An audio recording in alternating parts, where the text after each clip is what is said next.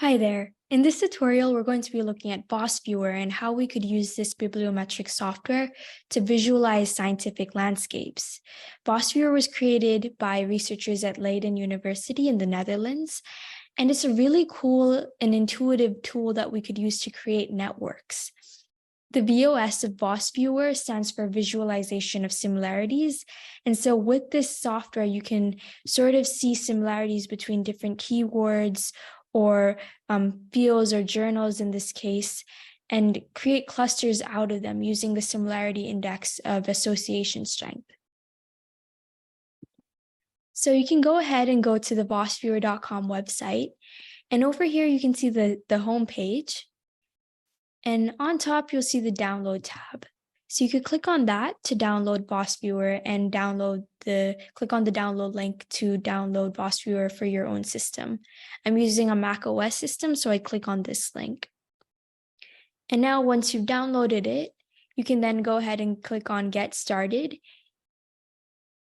And on the Getting Started tab, you can then look at really useful resources that were created by the creators of this software, Waltman and Van Eck, to learn more about VOSViewer. So they have videos, a manual, book chapters, and you can even write a comment or email them as well. So I'd like to just show you how you could access the manual. And I definitely recommend looking through this so you can learn more about the software and the different features it has as well. Another interesting resource that I would recommend is looking into the book chapter that was also created by the creators Van Eck and Waltman. And this is called Visualizing Bibliometric Networks. And this chapter is a really good introduction into the topic of bibliometric networks and how we could use them to analyze our data. This chapter focuses specifically on VOSViewer and SiteNet Explorer, but it also kind of goes into the background behind the different bibliometric networks and the visualization approaches as well. And if you scroll down further down to the bottom, you can sort of see the different normalization, mapping, and clustering techniques that VOSViewer uses. So if you scroll down to the bottom,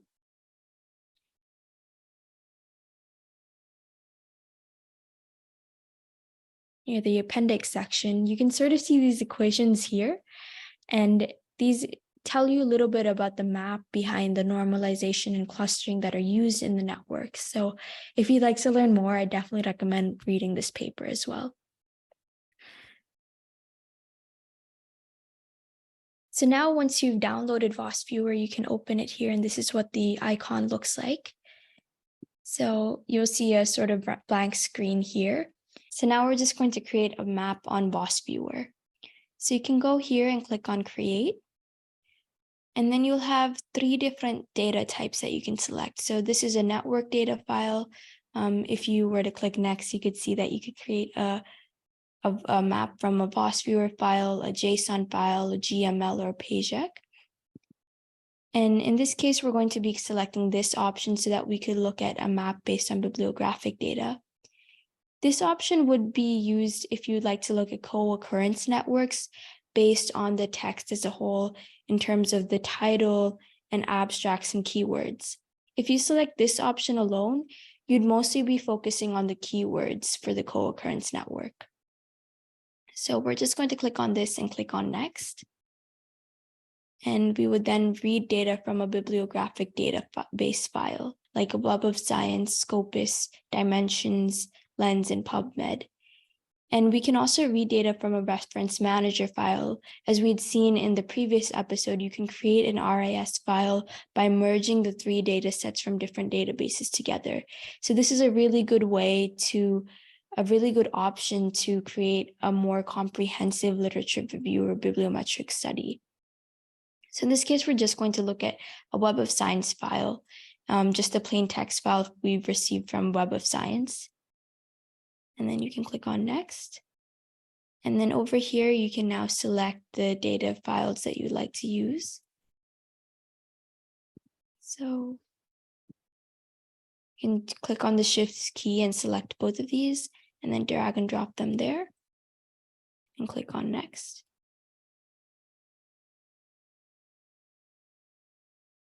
Now you can choose the type of analysis you'd like to use for your bibliometric network.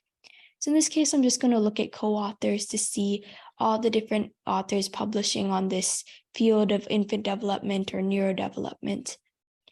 And we're also going to be clicking on authors as a unit of analysis. If you'd like the nodes to be something different, like the organizations or countries, you can select those options too. For the counting method, I'd like to use the fractional counting. You can see a note here explaining about what the difference between full counting and fractionalized counting is. But in this case, if we were to have a publication written by 10 documents, say, for full counting, each of those authors would have a weightage of the same amount. But for fractional counting, each of the authors would have a weight that is fractionalized, so it'll have 1/10 of the weight. And now you can also insert a thesaurus file here, which we'll get into shortly. And I'd like to untick this because I don't want to ignore documents with a large number of authors. You can also reduce first names of authors to initials as well. So now here you can choose the thresholds. So these thresholds kind of determine how big your network is or how little you want it to be, or if you want to focus on certain things based on maybe the number of documents or the number of citations of each author. It's nice to increase this number a little bit more, as the more citations a paper have, it's sort of assumed that there is going to be a lot more reliability for that paper, as more researchers are referencing it and including it as information in their papers. So you could increase it to 5. And in this case, I just want the minimum number of documents of an author to be 1. So in this case, you have 2,723 that meet the threshold out of about 4,000 different authors. So if you click on next, so you can see all the authors listed here. And you can see the amount of documents they have. It looks like Linda has about 13 documents and 661 citations. And if you were to right click on this, you can click on deselect all authors or select all authors. And if all of them are selected, you can export all of them to a text file if you'd like to receive this information and analyze it later. So you can click on finish. And this tells you that there are unconnected items in your network. So out of the 1,000 items in the network, only 54 of them appear to be the largest set of connected items. So in this case, if I were to select no, so you can see here that there are isolated clusters of authors that aren't really connected to one another. So you can sort of zoom in to see the individual clusters. And if you'd like to see a large connected network of authors in order to analyze them, you can go back to the same options that we used before.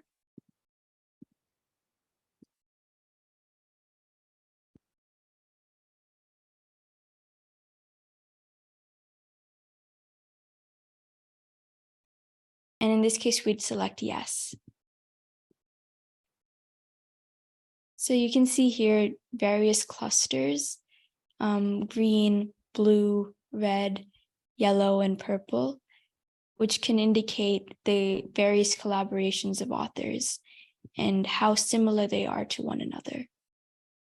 So you can see cluster 1 is here, and this is in descending order. So cluster 1 has the most number of items seen here, middle.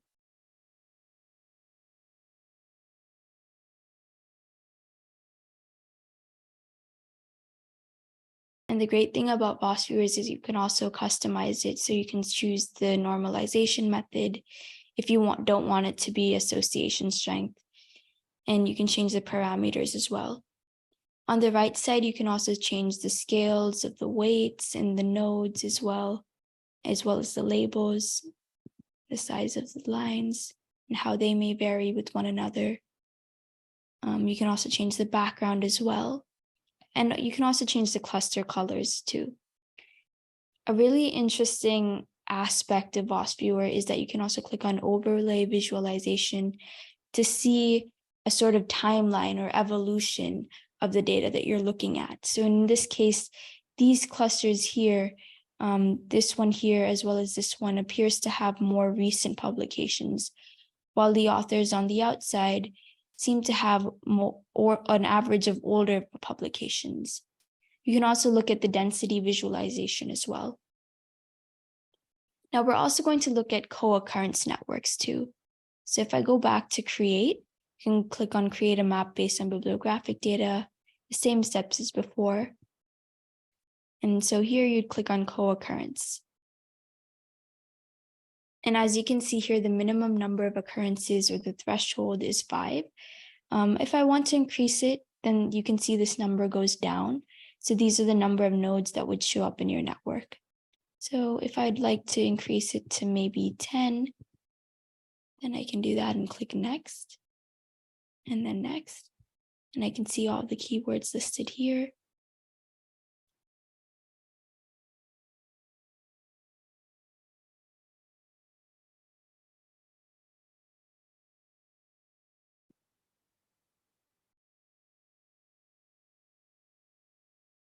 So now I can go to network visualization and I can see the various clusters in infant development. So in this cluster here, you can see the nodes of language and autism and perception. And on this node, in this cluster here, the nodes seem to be more focused on things like nutrition and deficiency and growth, and more metabolic related processes, and the nutrition that the infant themselves receive. Over here, you can see psychological issues such as anxiety and depression, as well as stress. And it's also interesting to see the nodes of different clusters being intertwined with others in different networks as well. And you can also zoom in and see each individual cluster as well. If you go to items, you can gain a list of the different items in each cluster.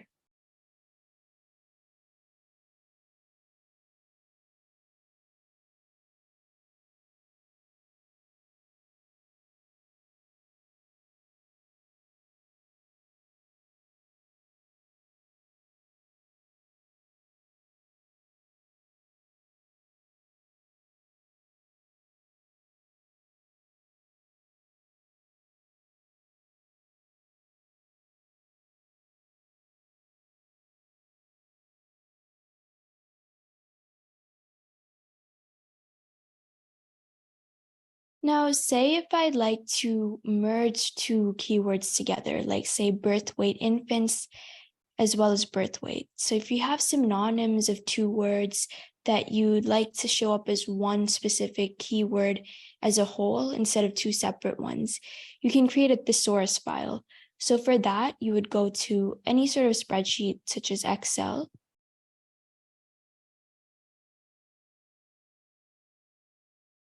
And so you'd have to make two columns here. So you'd write label, and then in the second column, you would head it as replaced by.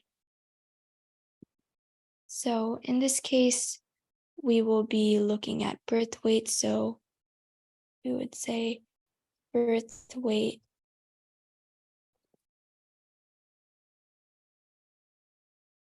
infants, and we would just say to replace it by birth weight alone. If there are plurals of different terms as well, it's a great way to combine them as well, a sort of pre-processing of this data. So in this case, we have association and associations. So say if you just want the singular of the word and merge those two occurrences together, you can just say associations and replace by associations. So then I can save it and save as. And then I could name it thesaurus 1. And then I can save it as a tab delimited file, or txt.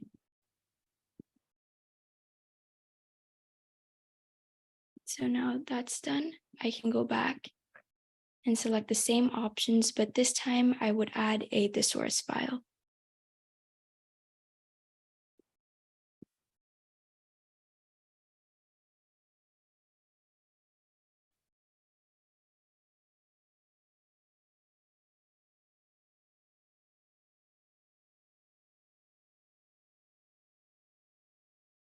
So in this case, you can see here that we have 107 keywords, which is 2 less than 109. And that makes sense because we merged those two different keywords together. You can click on finish. And so the map looks a little different as it combined the different occurrences together. You can also look at the overlay visualization to gain an idea of the more newer occurrences that have come up over time, as well as the density visualization as well. And lastly, I'd just like to show you what it would look like if you created a map based on text data. So we could click on read data from bibliographic database files. In this case, we can select the same files that we had before.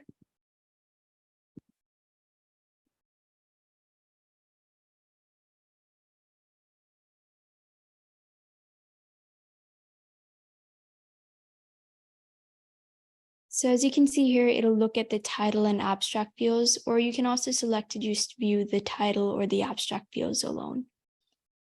So I'm just going to unselect this option, but I will ignore copyright statements. So now it's going to extract terms from the text data of these files as opposed to just the keywords alone.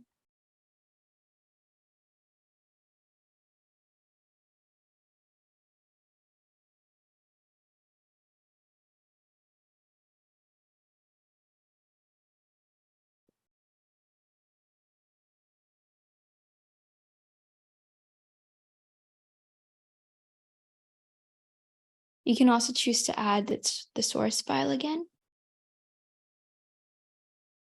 And you can also choose to have binary counting, which checks for the presence or absence of that term, or you could have full counting. You can click on next. And as you can see here, 597 meet the threshold. That would create a really large network and might be more difficult for me to analyze and interpret. So I can increase the minimum number of occurrences of a term.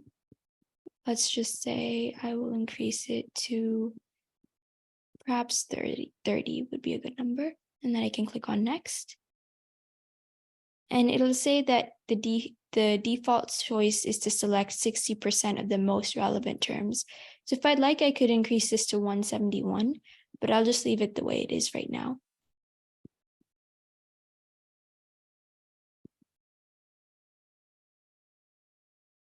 So you can sort of see a different network that's being created based on the text data of the title and abstracts, which can be different than the keywords that often the authors or the journals or databases add themselves. So you can see the various different clusters seen here. And then you can sort of analyze or interpret the data based on these clusters alone. So now that you have this network, you can then save it.